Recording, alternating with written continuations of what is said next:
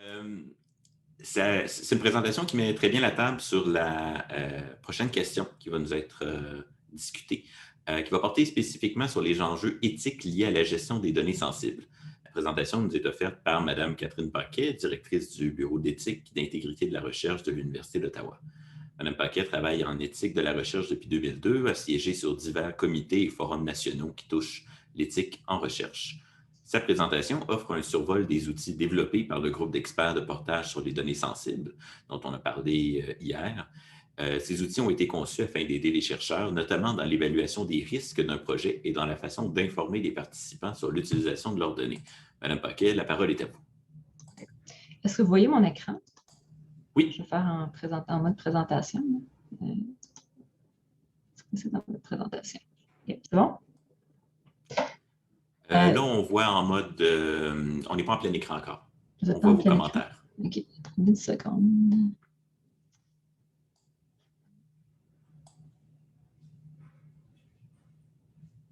Je suis désolée. Ça devrait être celui-là, pourtant. Est-ce que vous avez partagé spécifiquement votre PowerPoint? Des fois, c'est... Oui, j'ai partagé spécifiquement mon PowerPoint. Donc, vous avez partagé peut-être la fenêtre avec les commentaires plutôt que... Si vous partagez votre écran, sans doute que ça irait mieux. OK, si c'est possible. Une seconde. Je vais me réessayer. Je vais faire le stop share, puis je vais recommencer. Je vais recommencer ici. C'est ça. Est-ce que c'est mieux comme ça? Okay. Est-ce que c'est en plein écran maintenant? Non, on est à la même place. Ah, là, oui, mais on est dans votre mode présentateur. Bon. Je suis vraiment désolée. Il n'y a pas de souci. Je vais fermer les autres choses.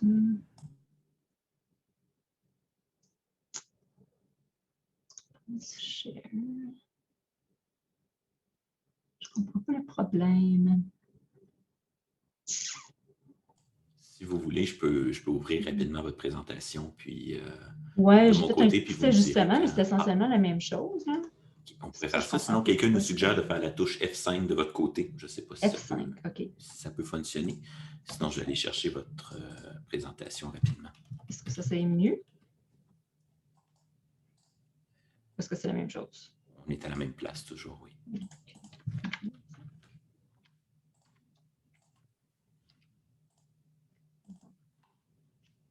ne sais pas c'est quoi le problème.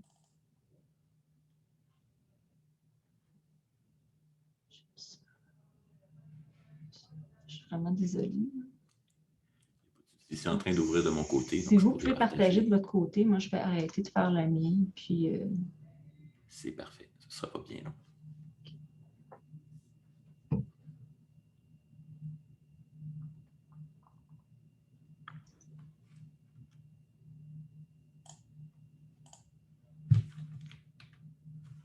Et voilà. Allons-y. J'ai bien fait de vous l'envoyer. On a des plans B, c'est pour ça. Oui. OK, bon, ben bonjour tout le monde. Je suis désolée des petits problèmes techniques du début. Ce que je vais faire aujourd'hui, c'est vous présenter les outils qui ont été développés par moi. Il y a un groupe de personnes par portage, donc qui parlent des enjeux éthiques liés à la gestion des données sensibles. Donc, on touche un petit peu le sujet qui a été parlé précédemment quand on parlait d'utilisation des données sensibles. C'est vraiment le but de ces outils-là. C'est d'aider les gens à mieux gérer puis à comprendre les enjeux. Donc, on va passer à la prochaine. Fait que, comme je mentionnais, ça a été développé par un sous-groupe d'experts sur les données sensibles du réseau Portage dont je fais partie. Les autres membres, c'était Laurie Walker de Brock, Rachel Zahn de l'Université de Toronto, Brenda Gagné de Mount St. Vincent et Chandra Kavanagh, qui était à Memorial, mais qui est maintenant, qui travaille pour Bounce Innovations. Le but de ces documents-là, c'est d'aider les chercheurs et les comités d'éthique à savoir comment évaluer les risques d'un projet pour lequel on recueille des données sensibles, informer les participants de ce qui sera fait avec leurs données et s'assurer que la communauté de recherche utilise la même terminologie lorsqu'ils communiquent entre eux et avec les participants. Donc, les outils, il y en a 3. Il y a un glossaire terminologique sur l'utilisation des données sensibles, une matrice de risque et un document fournissant des échantillons de langage pour les formulaires de consentement. Les 3 outils sont conçus pour utiliser soit séparément ou ensemble, fait qu'ils peuvent être utilisés individuellement ou comme groupe. Ils sont tous offerts en français et en anglais. Oui, c'est correct, il faut aller au prochain. Le glossaire. Donc, je vais parler un petit peu du glossaire, puis là, puisque notre temps est réduit un petit peu, je ne passerai pas à travers toutes les définitions, j'ai mis quelques exemples. Le glossaire fournit des définitions pour des termes couramment utilisés dans le contexte canadien. Puis, ce qu'on a fait comme groupe, c'est qu'on a vraiment regardé un ensemble d'informations qui sont toutes listées là, je ne ferai pas la liste. Et puis, on a vraiment priorisé la version canadienne. Donc, la version canadienne, quand il y avait plusieurs définitions, a pris préséance, puis particulièrement ce qui apparaissait dans l'énoncé de politique des 3 conseils, puisque beaucoup de ceci a à faire avec des données qui touchent les êtres humains. J'ai pris quelques extraits du glossaire, mais encore là, je ne vais pas nécessairement vous lire tout l'extrait, vous pouvez les retrouver. Mais un des exemples, c'est qu'on parle de données. Donc, c'est quoi une donnée? C'est quoi une donnée de recherche? Puis on peut passer au prochain. Et aussi, on a vu ça un petit peu dans la présentation avant, les données anonymes et plus particulièrement la comparaison entre des données anonymes et des données qui ont été rendues anonymes ou les identifiants ont été enlevés. Donc, ça, c'est la prochaine. Fait anonymisés, qui ont été dépersonnalisés et brouillés. Puis pourquoi ça, c'est important? C'est parce que des données qui n'ont jamais eu d'identifiant et des données qui ont eu des identifiants qui ont été enlevés sont traitées différemment, entre autres par l'énoncé de politique des 3 conseils. C'est beau. Un autre exemple, c'est la définition des métadonnées. Donc, c'est quelque chose que pas tous les chercheurs sont familiers avec, mais qui est très important parce que c'est encore une fois des données additionnelles qui pourraient permettre l'identification de participants, entre autres.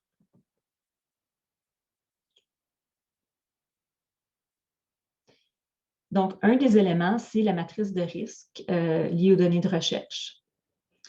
La matrice de risque a été conçue pour aider les chercheurs à déterminer le degré de risque lié aux données de recherche avec les êtres humains et à prendre des décisions par rapport à la gestion, au stockage, à l'accès ou l'utilisation future de ces données-là. Le risque peut être déterminé en tenant compte de 3 facteurs. Le caractère identifiable des données au moment de leur collecte et de leur stockage, la vulnérabilité des sujets, soit en tant qu'individu, collectivité ou population, et la sensibilité des données quant à leur susceptibilité à causer des torts, soit physiques, psychologiques, émotionnels, sociaux et légaux. Ça va vite, hein, c'est parce que c'est sur automatique. La matrice est destinée à être utilisée, encore une fois, de concert avec la partie 1 de la boîte à outils, qui est le glossaire terminologique, mais peut également être utilisé en soi.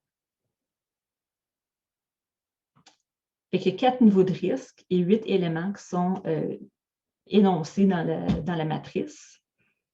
Puis dans la prochaine slide, je vous parle. Fait qu'il y a un risque faible, risque moyen, risque élevé et risque extrême qui sont mentionnés.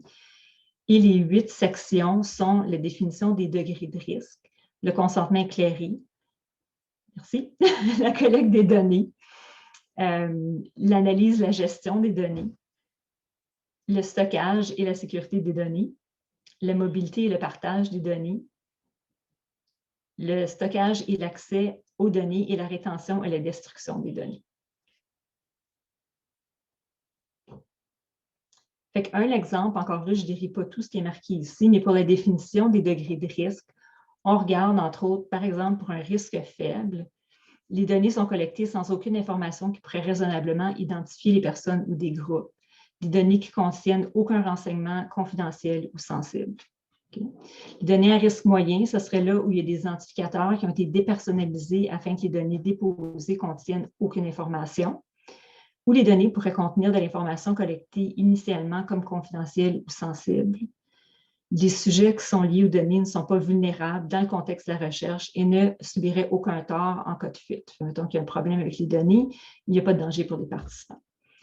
Le risque est considéré élevé si les renseignements demeurent identifiables ou si une nouvelle identification est possible ou probable, si les données contiennent de l'information qui est confidentielle ou sensible, ou si les sujets qui sont liés aux données pourraient être vulnérables dans le contexte de la recherche. Et le risque serait considéré extrême lorsque l'obtention des données est régie par une entente formelle ou informelle avec les personnes détentrices des données, interdisant la rétention ou l'utilisation future de celles-ci. Fait que, par exemple, si on collecte des informations très sensibles sur l'utilisation de drogue, on peut identifier les participants, c'est quelque chose qui serait extrêmement sensible. Les renseignements demeurent identifiables ou une nouvelle identification est possible ou probable. Les données contiennent de l'information confidentielle ou sensible et les sujets liés aux données sont vulnérables dans le contexte de la recherche et pourraient subir des torts s'il y a une fuite d'informations.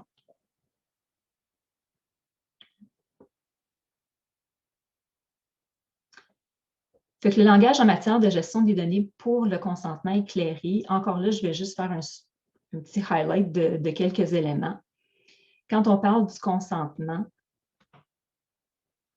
fait que naturellement, on s'est basé sur l'énoncé de politique des 3 conseils quand on parlait de ceci. Entre autres, l'article 3.2 mentionne que les chercheurs doivent divulguer aux participants éventuels ou aux tiers autorisés tous les renseignements pertinents afin de leur permettre de prendre une décision éclairée quant à leur participation au projet de recherche.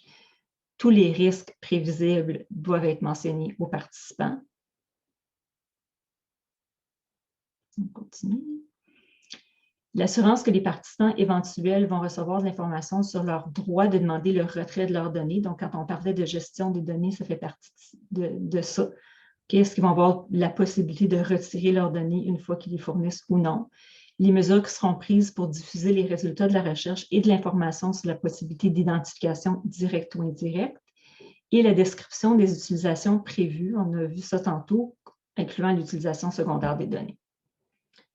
L'article 5.5 de l'énoncé de politique parle aussi qu'il y a des précisions sur les mesures de protection prévues pour le cycle de vie complet des renseignements, qui comprend la collecte, l'utilisation, la diffusion, la conservation et l'élimination des renseignements.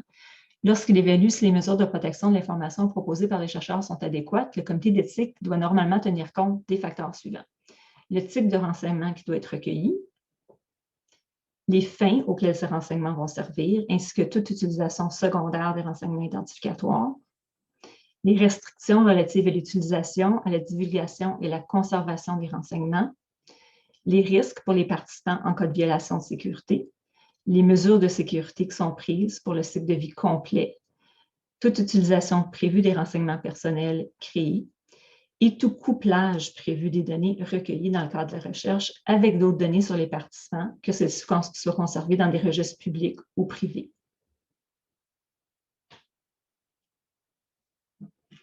En termes de langage, ce document-là, il a pour but d'aider les chercheurs qui travaillent avec des données sensibles à élaborer un langage adapté et convenable aux entrepôts et approprié pour l'acceptation par les comités d'éthique et l'obtention du consentement éclairé. Pour ce document-là, ce qui est important, c'est d'adapter et non d'adopter. Fait que pas faire un copier-coller nécessairement des textes qui sont là, mais les adapter aux besoins. On peut l'utiliser de concert aussi avec la matrice et le glossaire terminologique. Des exemples de textes qui sont touchés sont la portée et l'utilisation des données, l'anonymat et la confidentialité, la rétention des données et l'accès aux données, les restrictions liées au retrait des données et l'utilisation future des données, ainsi que les reconnaissances. Il y a des reconnaissances particulières qui sont mentionnées dans ce document-là également. On a vu ça tantôt. Je pense que probablement dans plusieurs présentations, on a parlé de ceci. Il faut vraiment penser à l'utilisation des données tout au long du cycle. Merci. C'est excellent en passant. À partir de la planification, de la création et de la collecte des données, le traitement, l'analyse, la conservation, le partage et la réutilisation. Donc, les documents touchent vraiment tout cet aspect-là, incluant la matrice et le glossaire en particulier, mais on regarde aussi cette information-là au niveau du langage pour les formulaires de consentement. Un exemple encore, on parle de la portée de l'utilisation des données. Et puis, on parle des niveaux d'utilisation. Donc, une utilisation définie, que ça veut dire que le chercheur va utiliser des données seulement pour le projet spécifique en considération. Donc, il n'y aura pas d'utilisation autre que pour un projet spécifique. Une utilisation prolongée, ça veut dire que ça pourrait être utilisé pour des nouveaux projets de recherche qui seraient en lien avec le même domaine général ou peut-être le même projet, qui est par exemple le cancer du sein, le diabète, le traumatisme durant l'enfance, la pauvreté, donc des sujets similaires. Et puis, une utilisation élargie. Par ça, on veut dire une utilisation qui est à l'extérieur de ce qui a été collecté en premier lieu, les raisons pour lesquelles les données ont été collectées en premier lieu. Fait que ça pourrait être utilisé pour n'importe quel nouveau projet par d'autres chercheurs. C'est vraiment une utilisation plus large des données qui serait faite à ce niveau-là. Fait que là, ce que je voulais faire, c'est donner, puis c'est d'ailleurs parce que mon autre façon, on avait mis les choses un petit peu plus en contexte. Mais je voulais vous montrer comment on peut utiliser les 3 documents en concert dans le contexte du consentement, par exemple, sur l'utilisation future des données. Donc, on dit que lorsque c'est possible, les participants devraient être informés au sujet de l'utilisation future de leurs données, notamment les données qui seront préservées et disponibles publiquement à la portée des utilisations potentielles, etc. Voici quelques exemples de textes qui pourraient être utilisés. On pourrait dire que les chercheurs qui ne sont pas impliqués dans cette étude pourraient demander l'accès aux ensembles des données échantillons à des fins de nouvelles études. On ne vous demande pas de donner de nouveau votre consentement éclairé pour l'utilisation de vos données échantillons anonymes ou anonymisées pour de futures études. Oui, merci. Fait que je vais parler un petit peu sur le premier point. C'est un exemple de ça serait quelqu'un qui fait une collecte de données, mettons, sur les préférences en termes de participer à l'éducation au niveau virtuel versus en présentiel. Okay? Le chercheur collecte ces données-là et il voudrait les rendre disponibles un peu plus, au sens plus large. Il va les anonymiser, il va enlever l'identifiant, mais il voudrait partager ces informations-là. Fait que ça, c'est un cas dans lequel où si les identifiants sont enlevés, on n'a pas nécessairement besoin de demander pour un nouveau consentement aux participants, mais ça serait important de les informer dès le départ qu'il pourrait y avoir une utilisation future de ces données-là. Les données, renseignements personnels, échantillons biologiques, réponses, etc., que vous fournissez pour une étude seront conservées, pourront fournir aux fins de, puis là, on demande aux chercheurs de mentionner cette étude seulement, des futures études connexes ou des futures études connexes et d'autres études sans lien particulier. C'est une autre façon de présenter l'information aux participants. Et puis finalement, un autre exemple, une question où vous les renseignements personnels, donc on parle aux participants, là, vos renseignements personnels collectés dans cette étude ne seront pas utilisés ou distribués pour de futures études, même si l'information est dépersonnalisée et ne peut pas être liée à vous. Donc là, on peut penser d'un projet de recherche qui est beaucoup plus sensible, puis on assure les participants que vraiment, c'est seulement l'équipe de recherche qui va avoir accès aux données et elles ne seront pas partagées avec qui que ce soit d'autre. Fait que la matrice, en ce qui touche le consentement éclairé, puis là, je l'ai formulé un petit peu différemment ici, mais l'information est là dans la matrice. Si on parle de risque faible, normalement, il y aura un avis qui indique que les données seront disponibles pour une utilisation future. Fait qu'il n'y a pas de problème à ce niveau-là. Lorsque le risque est moyen, on recommande un avis qui indique que les données seront disponibles pour une utilisation future ou avec une option de désistement au stockage qui devrait être considérée. Quand le risque est un petit peu plus élevé, un avis indiquant que les données seront disponibles pour une utilisation future, si c'est le cas.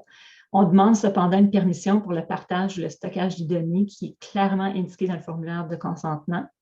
Puis, on offre des options par rapport au domaine de recherche futur, si possible. Fait qu'entre autres, si on fait affaire avec du matériel biologique, on pourrait donner le choix aux participants pour dire, bien, vous pouvez vous donner le choix que vos échantillons soient utilisés pour cette étude, pour d'autres études connexes ou pour la recherche au sens plus large. Si le risque est extrême, la confidentialité doit être maintenue aussi longtemps que les données sont disponibles, puis les données seraient uniquement partagées avec les membres de l'équipe de recherche en cas normal. Quand on parle de mobilité et partage de données, encore une fois, la matrice donne des exemples et des balises. Donc, si le risque est faible, les données peuvent être partagées par courriel ou des services infonuagiques tels que les services publics. Quand c'est moyen, les données devraient être cryptées et protégées par mot de passe, pourraient être partagées par des services infonuagiques si c'est autorisé par l'établissement. Je vais te laisser dans l'arrière. Si le risque est un petit peu plus élevé, les données réservées doivent être seulement partagées entre les membres de l'équipe de recherche selon les indications dans le protocole autorisé, puis les fichiers doivent être cryptés et protégés par mot de passe. Fait que vous pouvez voir que les standards augmentent avec le niveau de risque. C'est comme ça que le document au total est fait. C'est vraiment pour dire, OK, bien, dans tel cas, avec tel niveau de risque, voici ce qui devrait normalement être fait. et comment procéder tandis que les risques augmentent. Le prochain, je pense que c'est au niveau du glossaire. Puis là, j'ai juste donné 2 exemples de terminologie qui est présente dans le glossaire qui retouche ce sujet-là. Donc, on parle d'une définition d'accès aux données. C'est quoi l'accès aux données? Et aussi, c'est quoi des renseignements personnels identifiables? Parce que ça, c'est quelque chose qui également pourrait être mentionné dans le formulaire de consentement. Qu'est-ce que ça veut dire? Puis, il y a renseignements personnels identifiables, il y a renseignements personnels identifiables de santé. Tout ça est défini dans le glossaire, vraiment dans le but que tout le monde sache de quoi on parle quand on parle de ces différents termes-là. Il y a également, quand on est dans la présentation qui vient d'être faite, des informations sur le gestionnaire des données versus le propriétaire de données versus la personne qui gère les documents de stockage de données. Et tout ça est défini dans le glossaire aussi. Fait que c'est vraiment un document qui est utile pour que tout le monde soit sur la même page là, en termes de ce qui est défini, comment, et puis les niveaux de risque et tout ça aussi.